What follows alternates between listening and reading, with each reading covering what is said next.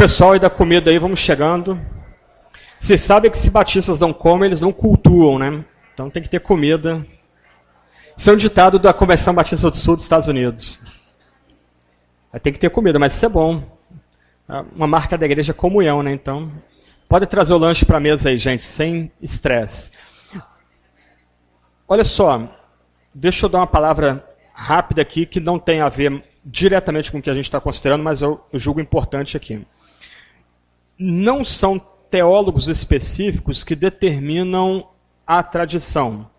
Isto é, eu sou fã de Agostinho, Calvino, Jonathan Edwards, mais 2 ou 3 escritores. Só que, se vocês me pedirem, olha, o que é o coração da tradição reformada? Então tem que apontar para os documentos da tradição reformada, e não os teólogos. Tá? Não é o indivíduo, não sou eu que determino o que a tradição crê, mas é o consenso que resume a fé da tradição. Então, eu sou filhote de catecismo. Todo ano eu volto ao catecismo. E eu releio ele, medito, tento estudar. E aí me pediram para indicar catecismos. Por quê? Porque alguns irmãos e irmãs aqui querem algum texto que seja baseado na tradição da igreja, mas seja um texto sintético que vá direto ao ponto. 3 indicações. Primeiro, Breve Catecismo de Westminster, tá? É um documento fundamental para a fé cristã. É quase uma mini teologia sistemática no sentido de ser dividido segundo o padrão das doutrinas principais da fé cristã. Já a segunda pergunta do catecismo já trata de Bíblia. Então é Bíblia, Deus, Deus o Pai, Deus Filho, Deus Espírito, pecado, salvação, aliança, etc. e tal. Depois tem a exposição do Decálogo e a exposição do Pai Nosso, o Credo dos Apóstolos oferecido no final como apêndice. Um catecismo muito legal, um colega meu viu um metodista se converter no mestrado em teologia por conta dele, é o Catecismo Menor de Lutero. Ele escreveu esse catecismo por causa da negligência dos pastores nas regiões onde a reforma luterana estava chegando. Então ele, depois de uma série de visitações, ele viu o que ele chamou de o estado miserável das igrejas recém-reformadas, e ele escreve esse documento pequenininho, texto bem pequeno, para ajudar os pais a educar os filhos da fé. Então você tem ali uma exposição do Credo Apostólico, a exposição do Pai Nosso, a exposição dos 10 Mandamentos, e depois algumas orações modelo para os pais ajudarem os filhos na oração no começo do dia, por proteção, a oração de gratidão pelo alimento recebido e a oração pela proteção dada ao final do dia. E, por último, o meu catecismo predileto, que é o Catecismo de Heidelberg. Ele é uma mistura da tradição luterana e da tradição reformada. Ele pega o melhor dos dois mundos. É essencialmente evangelístico e bem caloroso. A primeira pergunta dele é: qual o teu único conforto na vida e na morte? Nota, qual é o teu único conforto? Você não tem como se refugiar nos seus pais, na sua comunidade. O catecismo obriga que você responda quem te dá conforto, tanto na vida como na morte. E aí tem a resposta correta. Talvez nessa resposta, a segunda pergunta do catecismo, a primeira pergunta do catecismo, talvez uma das respostas que melhor resumam o que é a fé evangélica.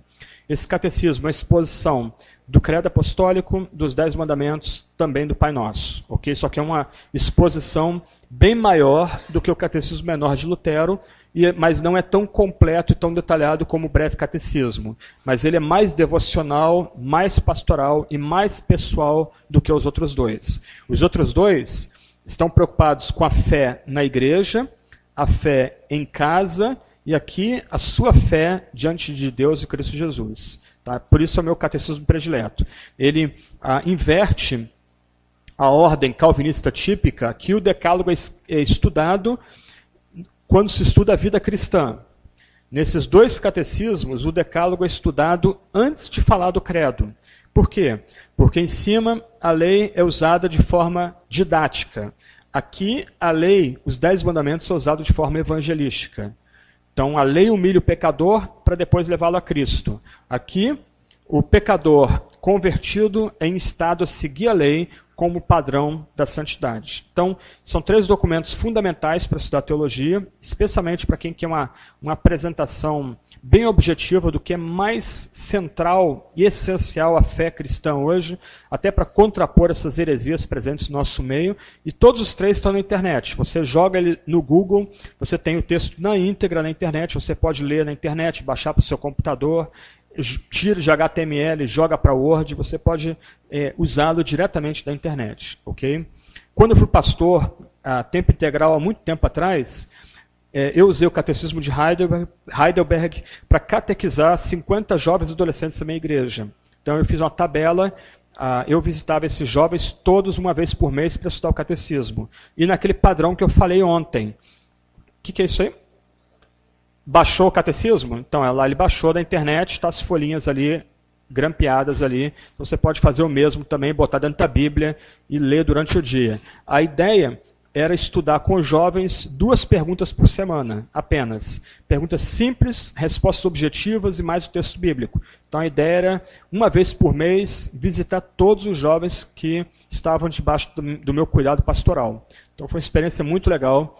Até hoje eu tenho saudade disso e o pessoal que estudou catecismo comigo ainda lembra, mais de 15 anos depois ainda tem saudade de estudar o catecismo. Ok, continuando então. Com a reforma, a cristandade é fraturada, literalmente. A ideia de uma Europa cristã agora é colocada em xeque. E você tem aí então a tradição reformada, a tradição luterana, a tradição anabatista, a tradição episcopal, todas surgindo em oposição à tradição católica medieval que nós estudamos agora pouquinho. Então a ideia da Europa cristã agora é fragmentada. Por exemplo, na Suécia... não, estou fazendo atrapalhada aqui. Aí. Suécia, Dinamarca, Noruega, Finlândia e especialmente Alemanha, o luteranismo triunfou ali. O calvinismo, ou a tradição reformada, vai ser dominante no norte da Alemanha, mas também na Suíça, em grande parte da França, norte da Itália, Inglaterra, Escócia, País de Gales, mesmo Espanha e Portugal foram influenciados, Portugal foi influenciado pelos luteranos. Houve um núcleo de fé luterana em Portugal que foi rapidamente extirpado. Um dos líderes da reforma portuguesa foi assassinado em casa, inclusive, com provavelmente uma picareta, um golpe de picareta na cabeça. Ele foi encontrado morto dentro de como é que é o nome daquele negócio que tem em países frios, né? Lareira, isso, obrigado. Tico-teco hoje está nas travadas aqui. Então, foi encontrado morto dentro da lareira. E o escocês que trabalhava com ele teve que fugir para a Escócia e se tornou reformado e foi um dos líderes do movimento presbiteriano depois na Escócia. Então, os luteranos tendo alguma influência sobre os portugueses também. E a Espanha debaixo da influência reformada. Os anabatistas ficaram na Holanda, Polônia, partes da Suíça também, que foram muito fortes nesse meio. Os episcopais foram fortes na Inglaterra e partes da Escócia. E eu falei um pouco sobre eles na primeira parte do encontro hoje. Então, a tradição luterana também tem seu entendimento da relação da igreja com o Estado. Ela vai romper aquela síntese que nós vimos há pouco, o Papa sendo cabeça do Estado e da igreja, e o que ela vai oferecer do outro lado é uma divisão ou uma tensão, melhor dizendo, onde, de um lado, os reis e governantes, eles têm autoridade sobre o Estado e a igreja, mas, do outro lado, os concílios e bispos também têm autoridade sobre a igreja. Isso é um paradoxo não resolvido, e é o modelo da tradição luterana que vai vigorar até mesmo na idade contemporânea. Também na tradição luterana, especialmente na Alemanha, mas também na Suécia, na Noruega, na Dinamarca e na Finlândia, a igreja é um ramo do Estado. Tá? Então, nos impostos já estão incluídos os valores que o Estado vai determinar para a igreja.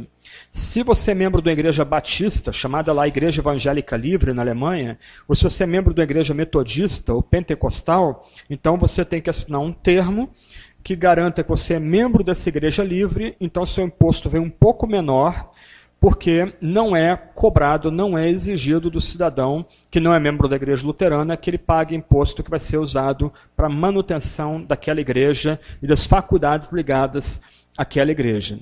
Deixa eu tentar ilustrar essa tensão aqui usando um episódio da Segunda Guerra Mundial. De um lado, as universidades, as forças armadas, os meios de comunicação, os sindicatos, todas essas instâncias apoiaram a ascensão do nazismo.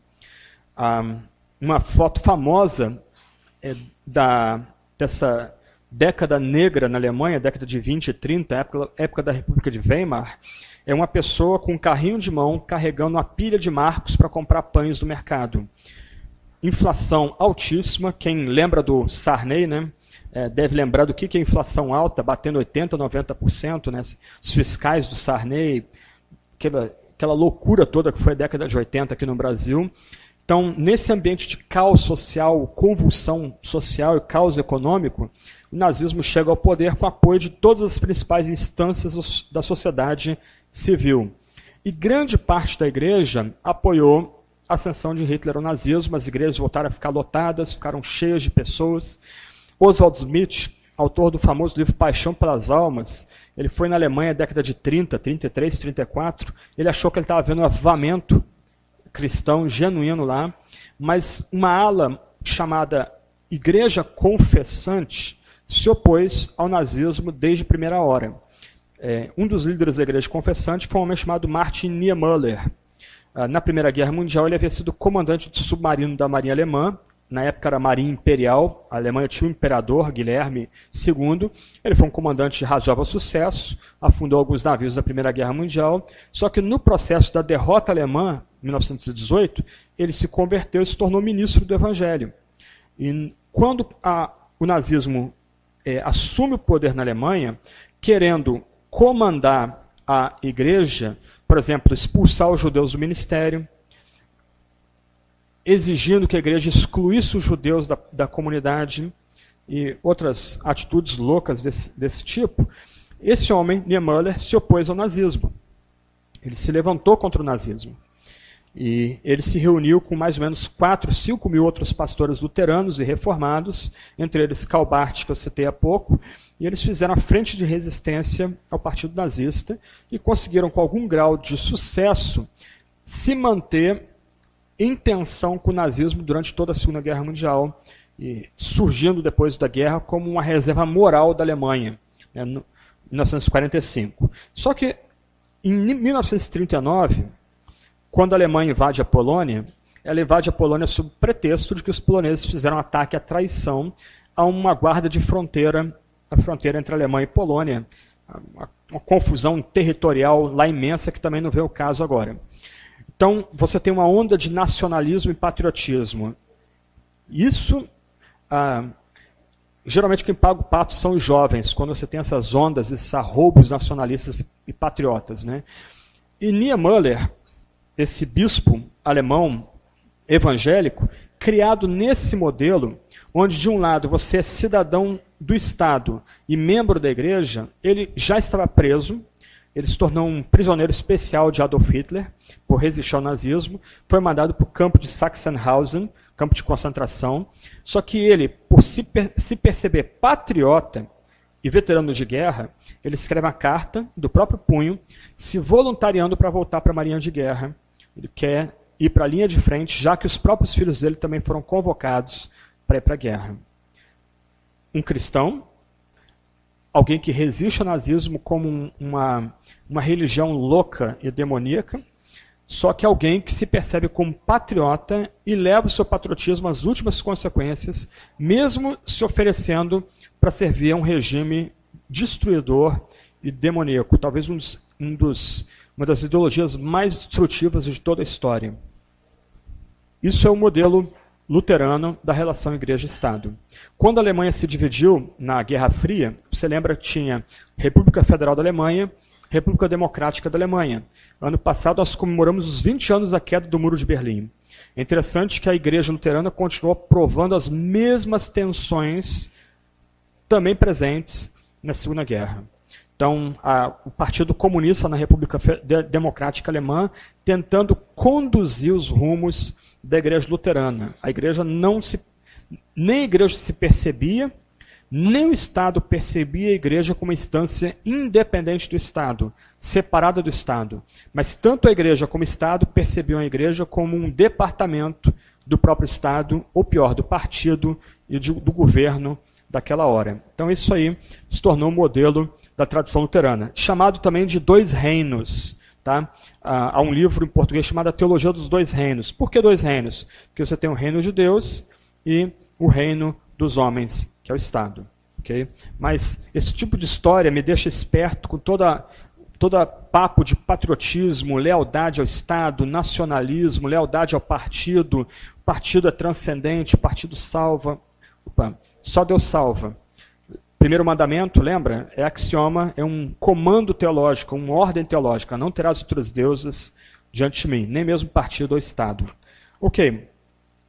Tradição reformada, então. Ou desculpa, antes, na ordem, né, os reformados vão vir depois. Então, as tradições anabatista e batista. Só um ponto aqui, os batistas vêm da tradição reformada. Nós somos bisnetos de anglicanos, netos de presbiterianos, filhos de congregacionais. Tá? Isso é história, não tem como correr disso. Mas eu coloquei os dois lado a lado porque, em alguma medida, os batistas dependem da tradição anabatista. A tradição anabatista vai surgir na Holanda, é uma tradição fortemente separatista. Ela vai entrar em conflito tanto com luteranos como reformados. E o que a tradição anabatista privilegia, está meio quebrado aqui, né? Mas é uma separação radical entre igreja e Estado.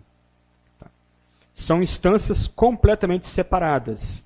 O Estado é governado por reis e governantes que governam os cristãos. A obediência aqui é absoluta. Não se questiona a ordem do Estado. Do outro lado, ó, aqui a linha é uma linha preta, escura, separando o Estado da igreja. A igreja é dirigida por presbíteros e pela congregação. E a setinha aqui subindo e descendo, os cristãos também, porque são congregação, têm responsabilidade com a igreja. Aqui a seta só desce. É interessante que os anabatistas, aqui no Brasil, são os menonitas, o povo menonita. Eu sempre dei aula sobre tradição anabatista, na história da igreja, mas nunca tinha conhecido um menonita. Há uns 3 anos atrás, eu fui fazer uma viagem com o pessoal da editora Vida Nova, e está lá o gerente de vendas dele, Rogério, e o sobrenome dele é uma sopa de letrinhas, porque ele tem descendentes poloneses. Então, é um monte de consoantes e 1 ou 2 vogais.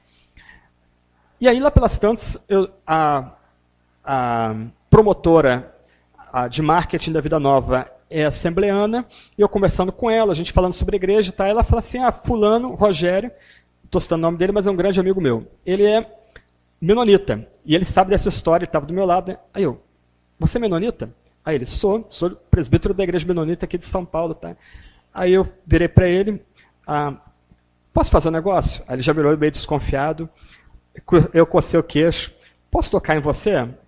Aí ele, por quê? Você é o primeiro menonita que eu conheço. Aí eu fui no ombro dele, pronto, finalmente toquei no menonita. A gente se tornou bons amigos, a gente sempre viaja junto. Algumas saídas minhas ele me acompanha também. Mas a ideia, por exemplo, principalmente dos menonitas do sul do país, é de uma completa separação do Estado. Então, algumas comunidades menonitas no Paraná, Mato Grosso do Sul, Goiás, eles vão viver completamente afastados dos grandes centros, sem polícia, às vezes sem energia elétrica e sem todos os benefícios da modernidade. Um problema sério começou a acontecer na década de 90, principalmente na fronteira com o Paraguai, que traficantes paraguaios começaram a ver esse tipo de subcultura presente no Brasil. Eles atravessavam a fronteira para assaltar os menonitas. Por quê? Porque eles entendiam que os menonitas não recorreriam ao Estado para sua proteção. Não sei quem que viu aquele filme A Testemunha com Harrison Ford. ele reflete uma comunidade Amish, que é muito próxima também dos menonitas. Se você lembrar, eles não têm armas, não têm defesa, eles vivem como se estivessem no século XVIII, século XIX, em algum país do leste europeu. Já os batistas têm uma posição diferente. Aqui ficou errado a linha. A linha tinha que ser pontilhada e não uma linha reta, tá? Então tinha que estar toda pontilhadinha aqui, até na teologia sistemática está errado também. Por quê? Porque os batistas entendem que Deus estabelece o Estado e a igreja, entendem que os cristãos, olha a setinha diferente aqui, ó. Os cristãos podem servir ao Estado, interagir com o Estado, os cristãos podem servir forças policiais, forças militares, podem se candidatar a cargos públicos, podem servir como juízes, promotores, mas são instâncias diferentes. Tá?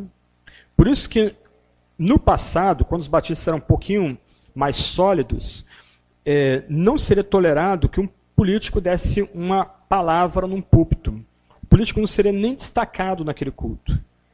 Se alguém quisesse distribuir santinhos, ele seria convidado a distribuir aqueles santinhos da porta da igreja para fora. Por quê? Porque se entendia que o Estado é uma instância ordenada por Deus, mas que não pode ser misturada com a igreja. São instâncias distintas. Okay?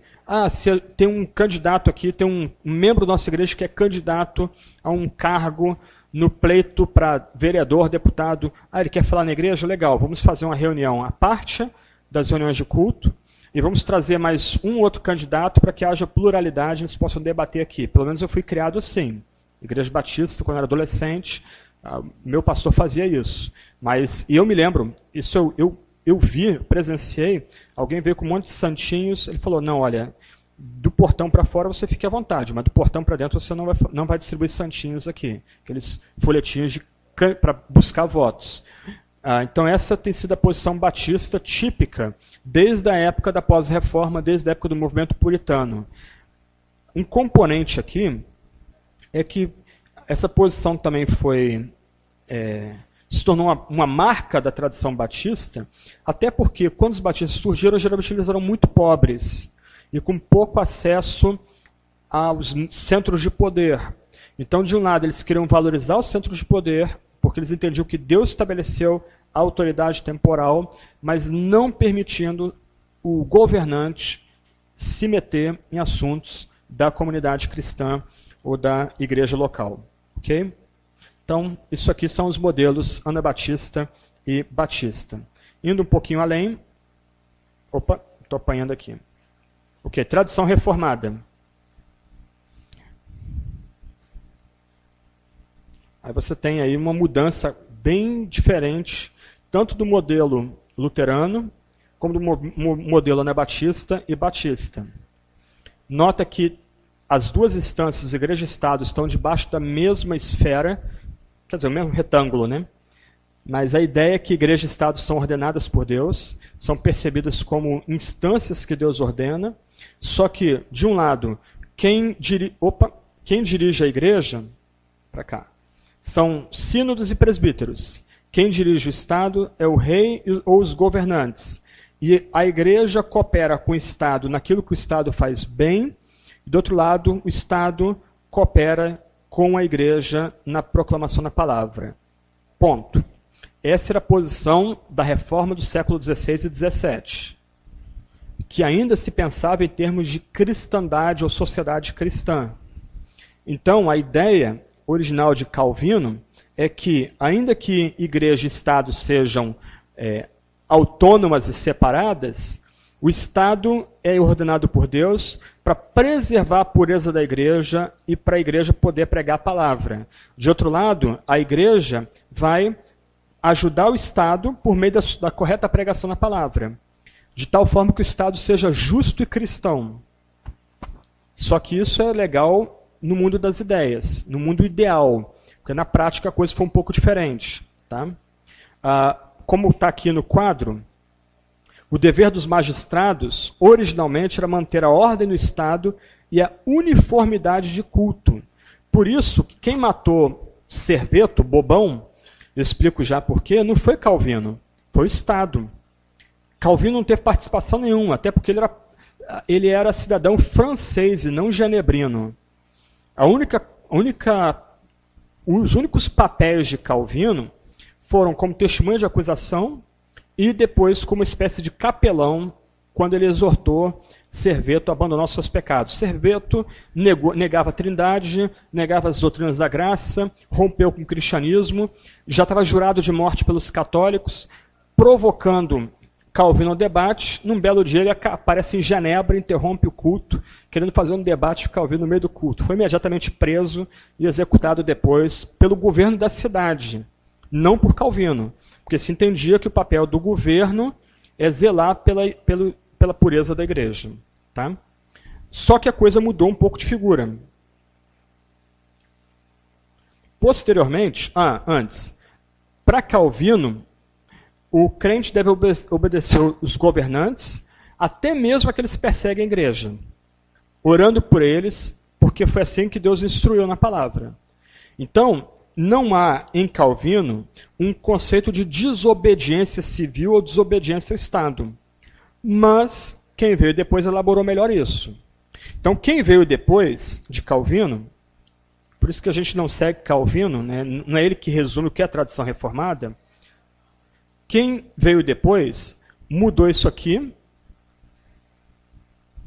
O papel do Estado é garantir não a uniformidade de culto, mas a liberdade de reunião e de culto. Agora há uma grande diferença. E quem começou a elaborar isso foram os calvinistas escoceses e também americanos. Tá? Então a ideia aqui, 100 anos depois de Calvino, não é manter o papel do Estado, do magistrado, não é manter a uniformidade de culto, é manter a liberdade de culto. Especialmente da cultura americana. Tá? E o que vai mudar também? Mais um ponto bem importante. Agora acertei. Aqui. Quem veio depois elaborou não só um conceito de resistência ao Estado, mas também o direito de matar um rei que seja um tirano. Tá? Então, só para vocês terem uma ideia aqui como é que é o esquema aqui. Quem elaborou isso foi um homem chamado Samuel Rutherford, talvez um dos maiores teólogos presbiterianos de toda a história. Pouquíssimo conhecido por nós, para prejuízo nosso. Tá? Ele tem um volume de cartas para quem quer, infelizmente não está em português, mas quem quer aprender mais sobre devoção, seguir a Jesus, é simplesmente maravilhoso. Ele tinha sido preso, ele foi mandado para uma prisão, ficou longe da igreja dele, ele escrevia carta para os membros da igreja dele quase todo dia, pregando por carta. Só que ele também foi um teórico político. Então, para ele, por exemplo, quais são as 3 etapas da resistência ao Estado? Primeira etapa, se o Estado toma uma medida que seja anti ou contrária à Sagrada Escritura, que é o juiz último, a autoridade final, o crente tem o direito de fazer um pleito e exigir uma resposta clara ao seu pleito por parte dos magistrados. É interessante que isso está contemplado até mesmo na nossa Constituição, e a gente nem sabe como é que faz um pleito. O pleito exige, há uma exigência implícita no pleito de que os magistrados, senador, vereadores, deputados, eles respondam àquele pleito. É uma obrigação pela Constituição. Mas isso foi criado por quem? Por um teórico reformado. Okay? Segunda etapa da resistência ao tirano. Se o pleito não é satisfatório ao cristão, esse tem a opção de se mudar, de ir para outro país, outra localidade. Por isso que a França, que chegou a ter mais ou menos 30% da sua população como evangélica, começou a migrar para a Holanda, para a Inglaterra e principalmente para os Estados Unidos e para a Alemanha. Tantas perseguições, tantas guerras religiosas, os crentes cansaram, não tem como vencer, vamos embora. Essa é a segunda etapa. Então a segunda opção, ao resistir ao tirano, é mudar de localidade. Você não gosta do prefeito, não gosta do governador, tentou pelos meios legais mudar a posição dele, não conseguiu, beleza, você tem a opção ainda de mudar, liberdade de sair da sua localidade e começar a sua vida em outro canto. Foi o que os puritanos fizeram quando começaram a migrar para a América também, fugindo da perseguição religiosa no século XVII na Inglaterra. Terceiro nível da resistência ao Estado. Recorrendo aos chamados magistrados inferiores, vamos ilustrar aqui, a vereadores evangélicos deputados evangélicos, senadores evangélicos, que entendem o risco da hora, o cristão pode se reunir como milícia, constituir uma força armada e se rebelar contra o Estado. E foi isso que aconteceu na Inglaterra no século XVII. Um homem chamado Oliver Cromwell, um leigo da igreja congregacional, ele não era formado em teologia, ele primeiro montou o primeiro exército voluntário de toda a história, que era literalmente uma tropa de elite, era o BOP da Inglaterra, e aquele exército voluntário surrou várias vezes do campo de batalha o exército da realeza, que era composto pelos nobres. E com isso, Carlos I foi deposto e começa o período da República Inglesa, dirigida por esse cristão chamado Oliver Cromwell. Você tem duas biografias muito boas dele em português, uma publicada pela Record, outra pela Companhia das Letras. Só que tem mais um ponto aqui. Direito ao tiranicídio, de você matar um ditador ou um rei que se torna um déspota. E foi isso que os puritanos fizeram para horror de toda a Europa. A ideia que se tinha é que o rei ele é o especial filho de Deus e Carlos I havia sido deposto no meio da Guerra Civil, mas a ideia era fazer uma limpeza nas instâncias inferiores do parlamento inglês e restaurar Carlos I ao reinado dele. E Cromwell voltaria para sua fazendinha.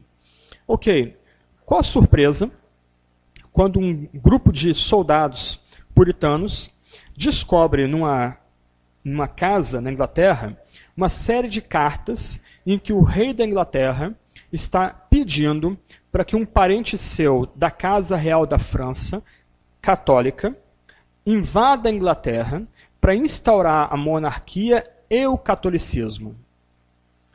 Está ali a correspondência. Foi provado que aquela correspondência era do rei, Carlos I. Aquela correspondência estava sendo trocada com a rainha da França, que era, se não me falha a memória, prima ou irmã da esposa do rei da Inglaterra. E os puritanos julgaram aquele rei, e ele foi decapitado por conta do crime de lesa pátria. Primeira vez na Europa, um rei é executado. Houve ampla defesa, houve um julgamento, o tribunal decidiu que aquele homem, ao convocar exércitos invasores para tomar a Inglaterra e impor o catolicismo, ele estava traindo a nação, e ele foi decapitado em praça pública. Horror geral na Inglaterra. Primeira vez na história que um rei é decapitado após um julgamento e ampla defesa. De onde vem isso? Também da tradição reformada.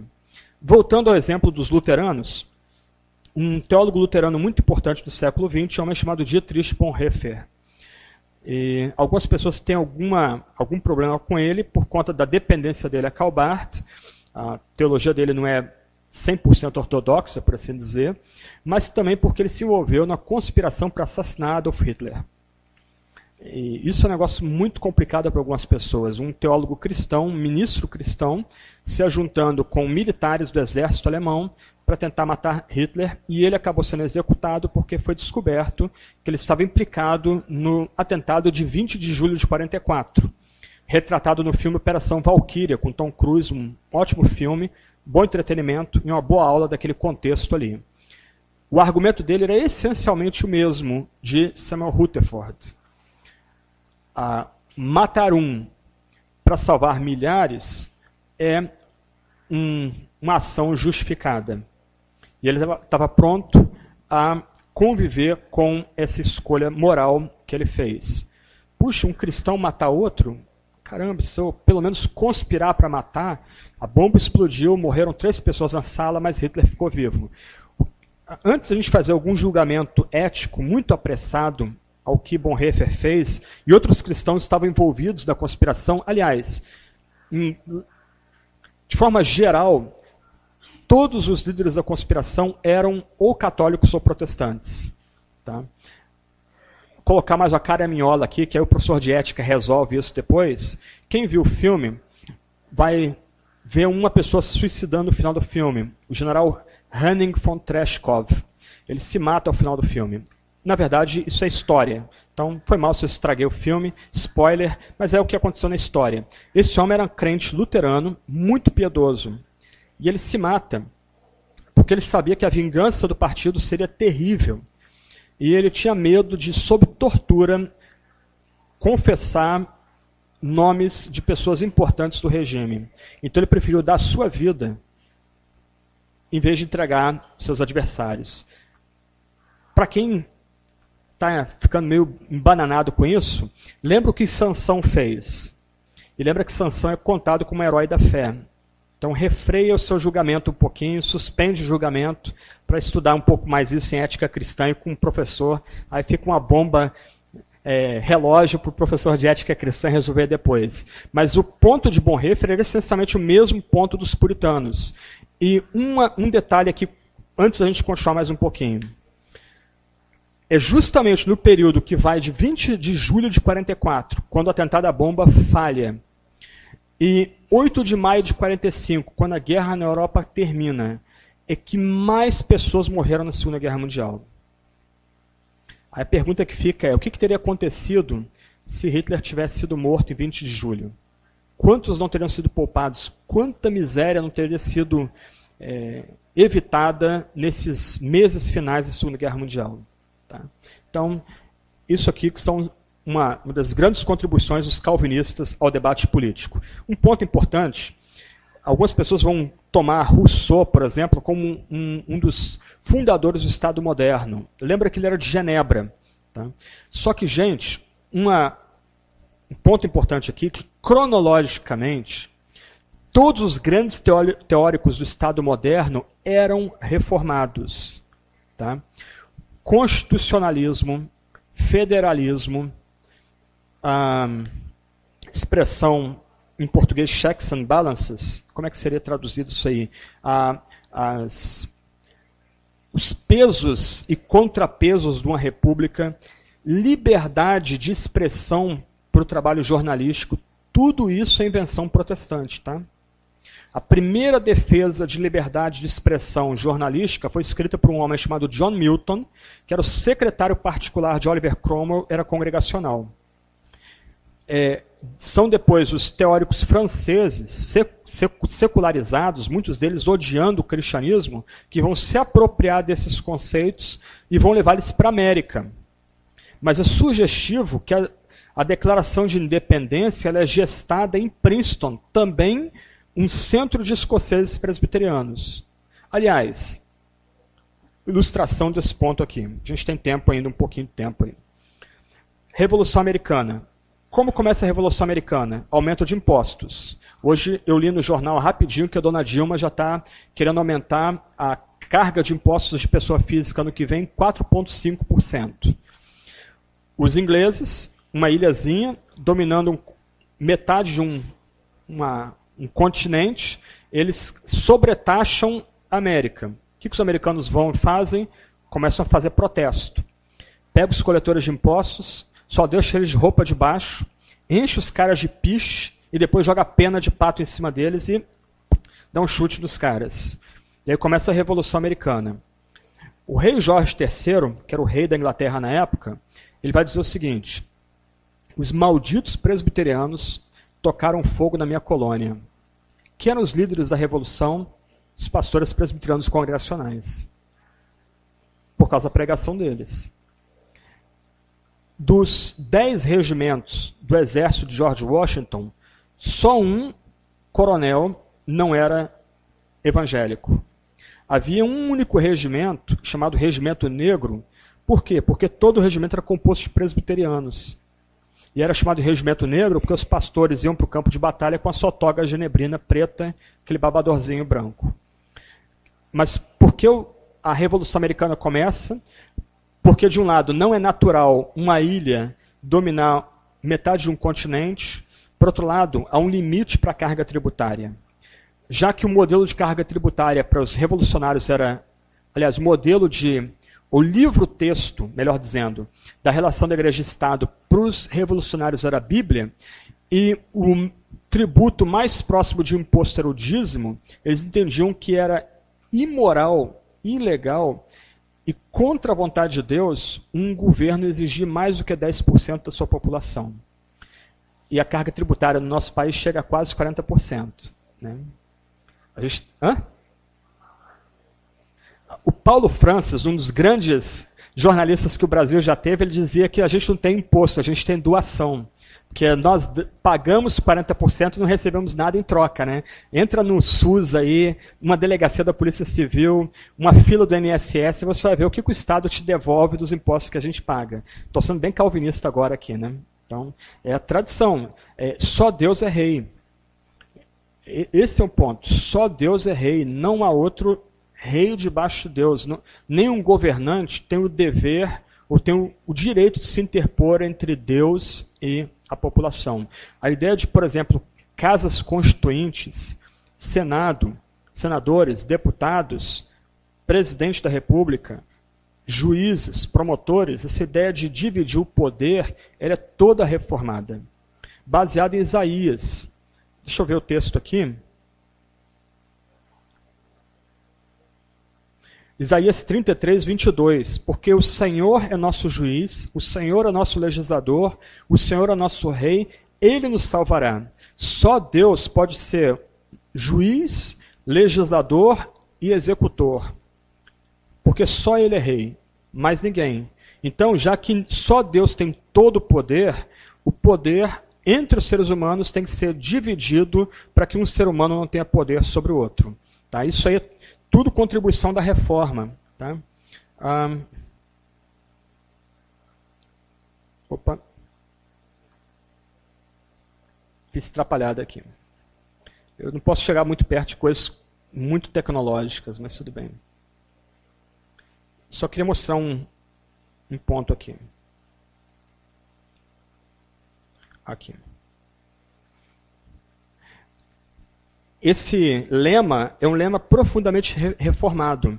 A rebelião contra os tiranos é a obediência a Deus. E Thomas Jefferson, um dos fundadores da nação americana, ele detestava o protestantismo, tinha alergia a João Calvino, mas ele pegou essa frase, que é uma frase reformada, proferida por um juiz inglês que também era reformado, ele pegou essa frase como lema dele. A rebelião contra os tiranos é obediência a Deus. Porque no final só Deus é o único rei e só Ele a gente dá lealdade absoluta. Tá? Então esses são aí os principais modelos de relação igreja-estado. O modelo de Constantino, no final da igreja primitiva, o modelo medieval, o modelo luterano, o modelo anabatista, o modelo batista, o modelo reformado. O que vigorou, especialmente no Ocidente, é o modelo batista, que tem ideais nobres, mas no final não protegeu a igreja de ser tutelada pelo Estado e mais, de dever favores para o Estado. E aí a gente vê a relação promíscua hoje entre a classe política e muito da igreja evangélica brasileira. O interesse, via de regra, de muitos políticos evangélicos é simplesmente conseguir tijolo para a igreja, isenção de algum tipo de taxa, rádio, televisão e mais nada. Se ganhou voto, ele se vê na liberdade de fazer o que quiser nos centros de poderes de decisão, inclusive tomando decisões muitas vezes contrárias à fé cristã. Não vou cansar vocês com isso aí, só queria avançar mais um pouquinho e tratar do que a gente chama de espectro político.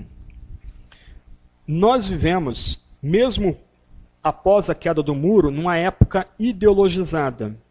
Então se fala muito de esquerda, direita, centro. O que vem a ser isso? E eu quero terminar o nosso encontro dessa semana só dando algumas pistas para vocês.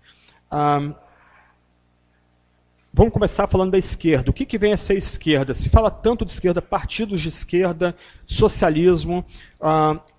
Alguém de direita é alguém que visa o próprio lucro. Alguém de esquerda é aquele que visa o bem social. É a famosa conceituação de Norberto Bobbio, um jurista importante, um ideólogo importante do século XX. Mas será que esquerda e direita podem ser definidas ou conceituadas de forma tão simplista assim? Não. Espectro político é uma forma de tentar conceituar o que vem a ser esquerda e direita e pensar nas variações que estão presentes dentro desse espectro, centro, direita, esquerda, regimes ditatoriais e etc. e tal. Então, eu vou me concentrar só na esquerda e na direita das graduações, a ditadura fica para outra vez. O que caracteriza a esquerda? O que caracteriza a esquerda é a noção da transcendência do Estado ou do partido. E nesse sentido, para horror de muita gente, tanto o comunismo como o nazismo são esquerda. Geralmente, quando se bate muito na esquerda, um insulto recorrente é dizer o seguinte: fulano é de extrema direita. E no ideário popular, a extrema-direita é o nazismo, então quem bate na esquerda porque é nazista, malvado, capitalista, etc, etc, etc. Mas no nível político e filosófico, tanto o nazismo como o comunismo se integram dentro da esfera da esquerda. O que caracteriza a esquerda? O Estado dirigindo as várias esferas da sociedade. Então, o que você tem aqui é uma ênfase estatizante,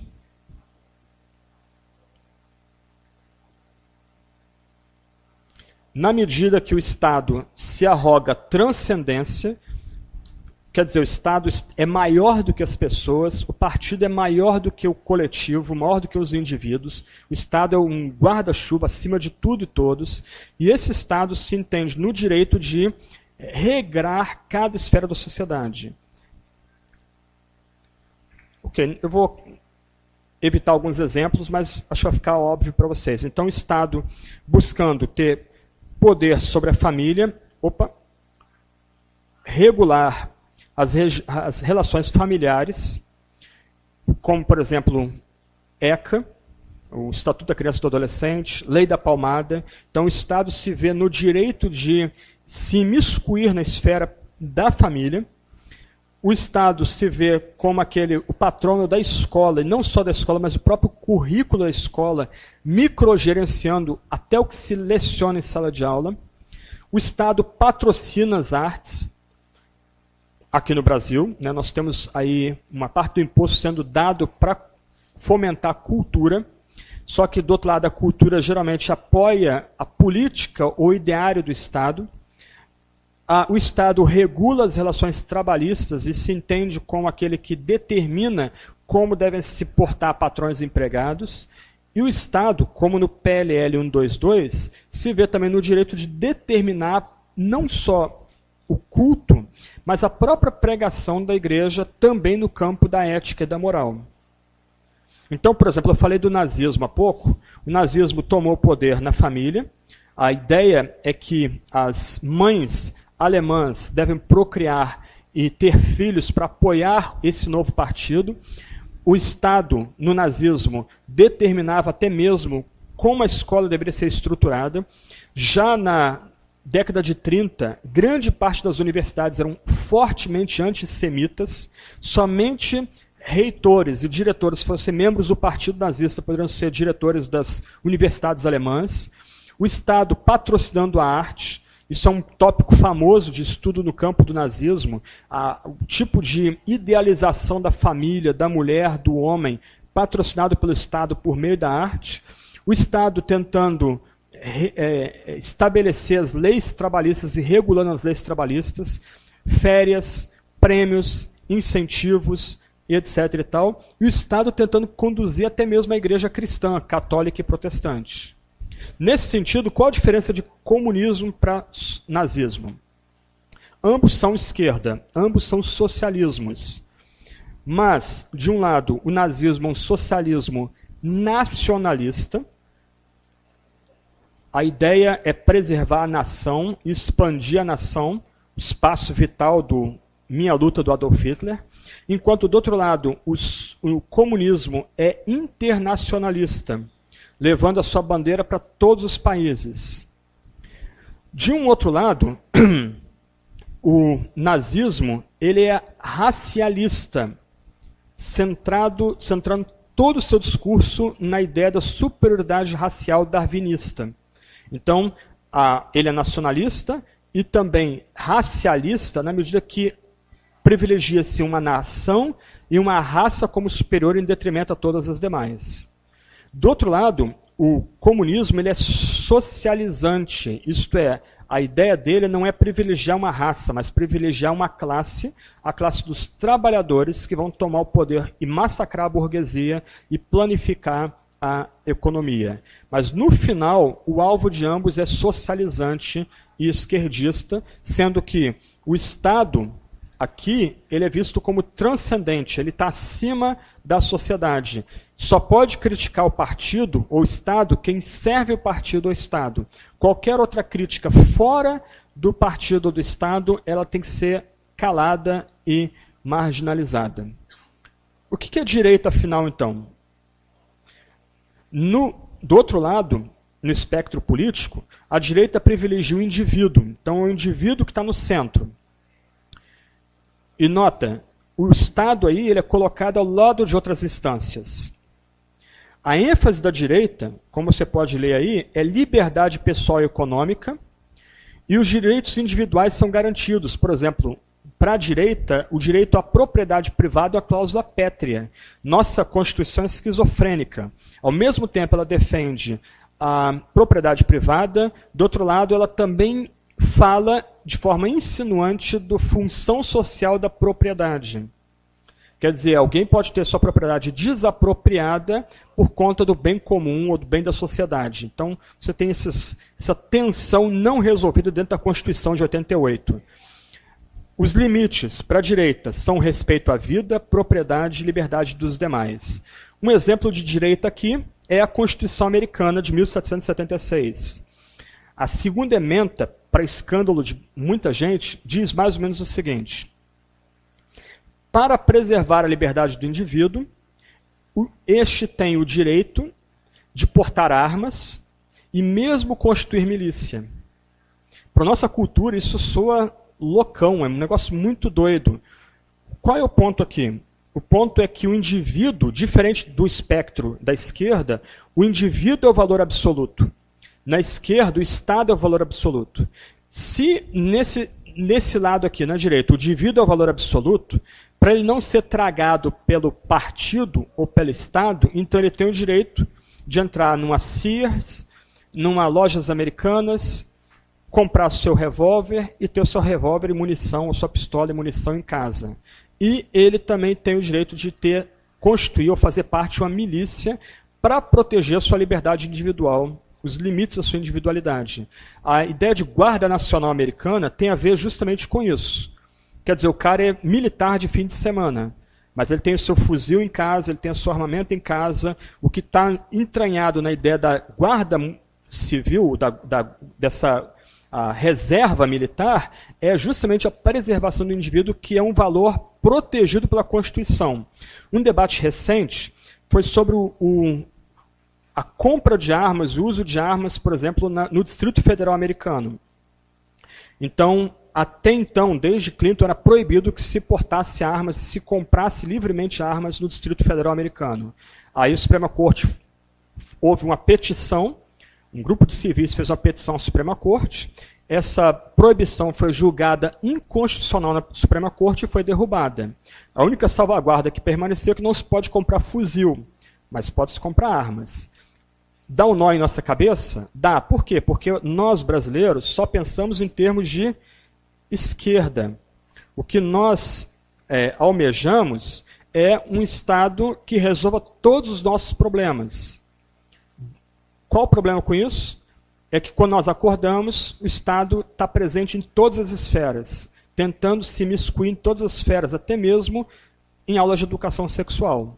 Então, um escândalo recente lá em São Paulo é que alguns professores da rede estadual começaram a levar, inclusive, objetos sexuais para a sala de aula, para dar aula para crianças de 8, 9, 10 anos com esses objetos pornográficos. Mas por quê? Porque o Estado se vê no direito de entrar na esfera privada, uma esfera que era apenas para a família. Agora em São Paulo, Belo Horizonte também, Brasília, alguns pais lutando na justiça para educar os seus filhos em casa. Na direita, entende-se que a educação é um dever da própria família. A educação é algo que deve começar em casa. Para a esquerda, o Estado é que tem o dever de tutelar até a educação. para encerrar esse ponto aqui,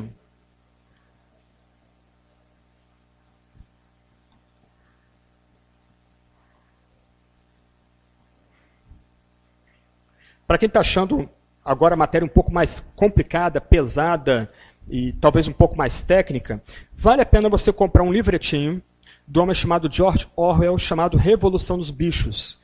Tem até um filme animado também, baseado no mesmo livreto, chamado Revolução dos Bichos. É bem fiel ao livro. É muito curioso que George Orwell era um socialista desencantado, e ele escreveu esse livro como uma crítica não só ao socialismo, mas contra todo o totalitarismo. Então é uma fábula, como também o Peregrino John Bunyan, e vale a pena você ler. Você lê rapidinho, é um livrinho pequenininho, 100 páginas, você lê isso em 2 horas, 2 horas e meia, numa rede, quietinho, tomando a brisa do mar. Mas é bem legal, porque você começa a ver os pontos de contato entre o que esse homem escreveu entre 45 e 48, que acontece no nosso país também. Como a mamãe cadela perde todos os seus filhotinhos, ela era um pastor que cuidava dos rebanhos, perde todos os seus filhotinhos para os porcos, que são agora os donos da fazenda. E como seus filhotinhos, educados agora pelos porcos, se tornaram os cães de guarda extremamente violentos do novo regime. Esse é um detalhezinho, né? Tem o cavalo Napoleão, que crê no regime. Ele crê que o regime vai melhorar as relações trabalhistas. Morre de tanto trabalhar. Leia a fábula, bem perceptiva, quase profética, se eu posso usar essa expressão. Para terminar, então, aqui. Como eu disse há pouco, há uma série de gradações entre esquerda e direita. Então, na esquerda, propriamente dita, você tem o comunismo, socialismo e nazismo. No país, o mais próximo de nazismo que nós tivemos foi o próprio Getúlio Vargas e os integralistas. Tá? Getúlio Vargas ele flertou com o nazismo até 1942, quando os submarinos alemães atacaram embarcações brasileiras até na costa do Nordeste, e por clamor popular, ele foi obrigado a entrar na guerra do lado dos aliados.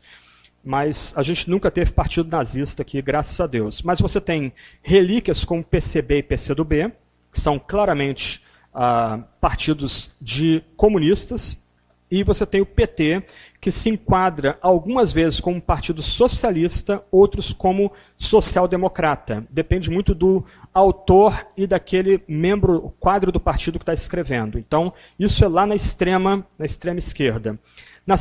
No centro, você tem a centro-esquerda, e aí você tem o próprio PSB aqui no Nordeste, talvez o maior partido hoje no Nordeste, se tornando aí, caminhando para ser o maior partido do Brasil muito em breve. Você tem PDT, talvez sejam os dois partidos mais identificados com centro-esquerda. A social-democracia, que depende aí do social-democracia europeia, italiana e francesa, é o PSDB. Fernando Henrique Cardoso, sociólogo, talvez seja o melhor exemplo dessa dependência europeia da chamada terceira via ou social-democracia. Centro-direita, você tem o DEM-PFL. Só que você, aqui no Brasil, não tem nenhum partido identificado com a direita ou com o conservadorismo europeu-americano. Você tem aí a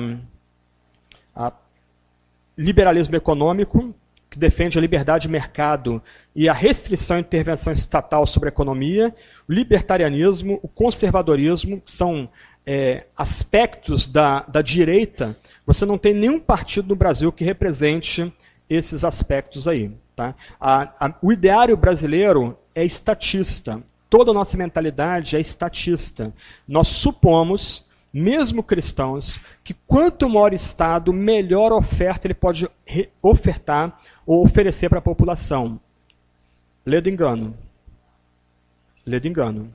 Eu moro em São Paulo hoje. É a maior contingente da Polícia Militar em todo o país.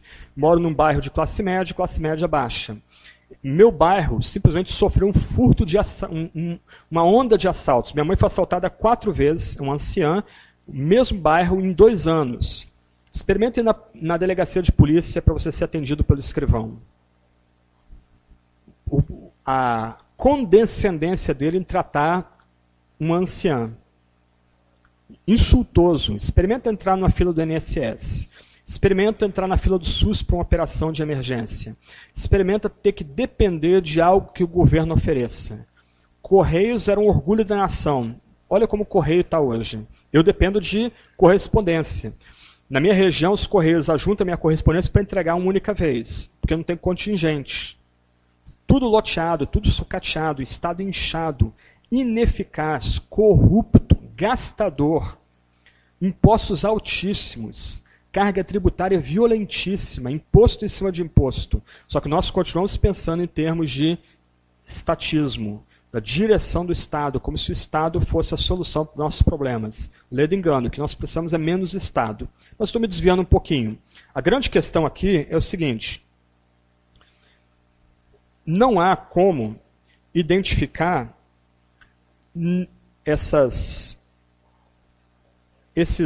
Opa, estou avançando demais aqui. Não há como identificar nenhum desses dois espectros com a posição cristã.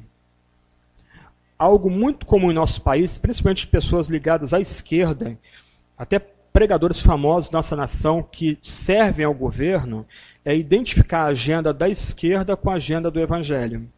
Então eles compram todo o pacote e muitas vezes levando isso para o púlpito.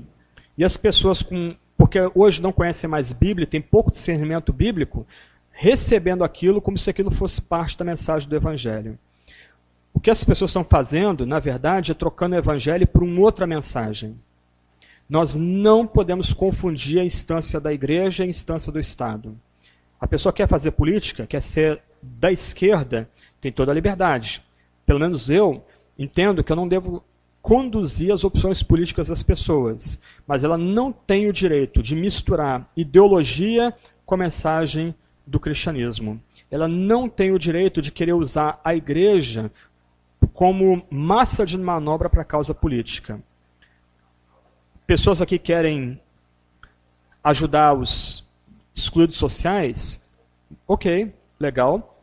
Ajuntem-se entre vocês, médicos, profissionais liberais, criem uma ONG. Mas a mensagem do evangelho tem que ser preservada pura. Ela não pode ser modificada, ela não pode ser misturada com ideologia. Sempre que a mensagem do evangelho é misturada com ideologia, a igreja deixa de ser igreja. Ela passa a ser o lacaio do Estado, o servo do Estado, não mais a agência do reino para levar homens e mulheres à salvação e alimentar homens e mulheres com a palavra, com a ceia e com o batismo. Só ler um trecho, um documento escrito nos choques com o nazismo, que eu acho bem interessante para ilustrar esse ponto aqui. Aqui, esse primeiro parágrafo aqui. Rejeitamos a falsa doutrina de que à igreja seria permitido substituir a forma de sua mensagem à organização, a seu bel prazer, ou de acordo com as respectivas convicções ideológicas e políticas reinantes. De um lado, aqui, acaba com toda a ideia de igreja emergente. Não precisa mais igreja, não precisa mais pastor, não precisa mais ter ministério pago, não precisa mais mandar gente para o seminário. Olha, uma reunião na cafeteria, Starbucks, né? Tem que ser chique o negócio. Tomando cafezinho, comendo um waffle e falando de um filme, tendo um papo espiritual sobre um filme, livro de Eli, ok, aquilo ali já é igreja. O movimento dos desigrejados está aumentando hoje, principalmente nas classes sociais mais elevadas. Então, aqui é excluído tudo isso aí. Ninguém tem o direito de modificar a mensagem e a organização da igreja ao seu bel prazer. Do outro lado, o Estado não tem o direito de modificar a mensagem e a organização por conta de ideologia e política. A igreja é livre. Só Deus é rei sobre o Estado e sobre a igreja. Ok? Para terminar, eu prometi terminar lendo Bíblia. Então a gente termina lendo Romanos 13.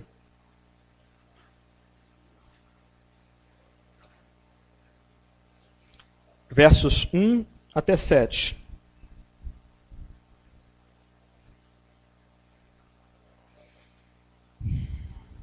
Eu não tem nem como expor o texto, mas eu quero só mostrar uma chavezinha. Esse texto é tão mal empregado, muitas vezes usado até mesmo para justificar a obediência a tirano, a ditador. Mas eu quero dar uma pista aqui para ter uma outra interpretação do texto aqui. Romanos 13, 1 até 7.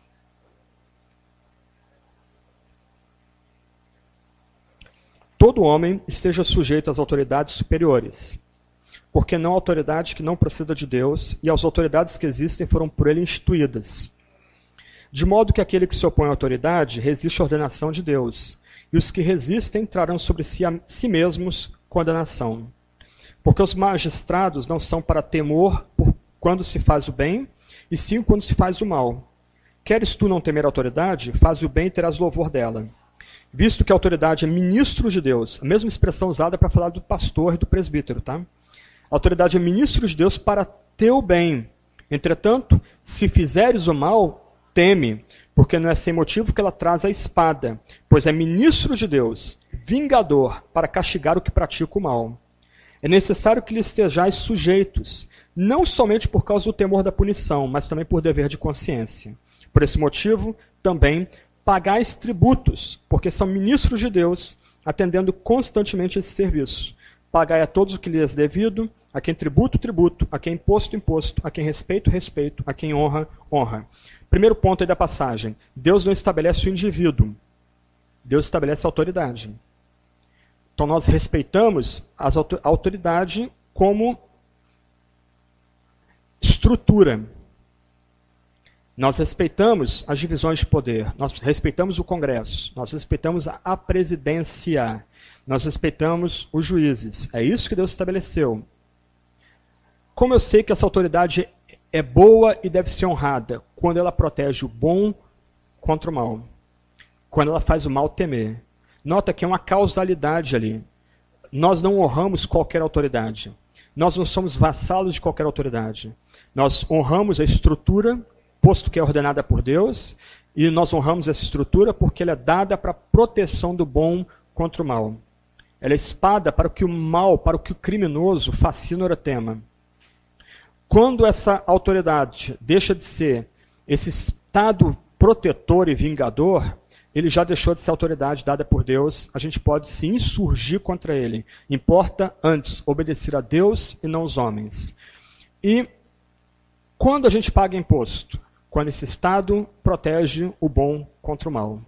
A ordem para pagar imposto não é ordem absoluta. Nós ofertamos nossos impostos, nós damos nossos impostos quando essa autoridade cumpre aquilo que lhe é determinada.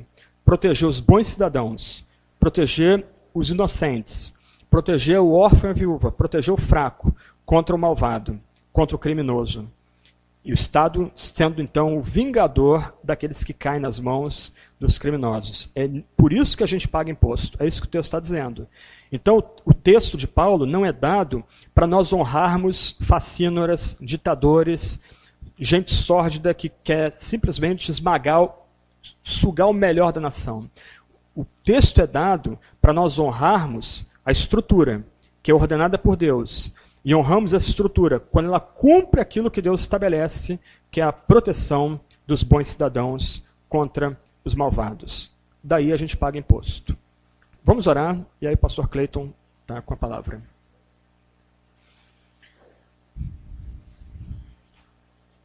Senhor Deus, tem misericórdia de nós. Gastamos muito tempo passeando pela história da tua igreja, história do teu povo. Tantas posições diferentes. Ajuda que fique só aquilo que procede de ti. E mais do que isso, desperta-nos a voltar à tua palavra, tua santa palavra, para buscar direção nesses tantos temas e tópicos que ouvimos aqui. Ó Deus, que a gente fique firme em tua palavra inspirada, a palavra sem erro, a palavra dada por ti mesmo. Que a nossa mente seja expandida para termos uma visão da tua glória, para contemplarmos a beleza que tu tens em ti mesmo, ó Deus, Pai, Filho e Espírito Santo. Ajuda-nos a apreciar a tua santa graça, ao mesmo tempo que reconhecemos nossa pecaminosidade e miséria. Ó Deus, ajuda-nos a ser igreja de verdade, nesse país, nesse tempo. Ajuda-nos a não sermos cativados pelo canto da sereia, mas ficarmos firmes, pregando a tua palavra e administrando corretamente a ceia e o batismo, os santos sacramentos que o Senhor mesmo deu a nós. Ó Deus, ajuda-nos a ser igreja de verdade. É o que te pedimos no nome de Cristo. Amém.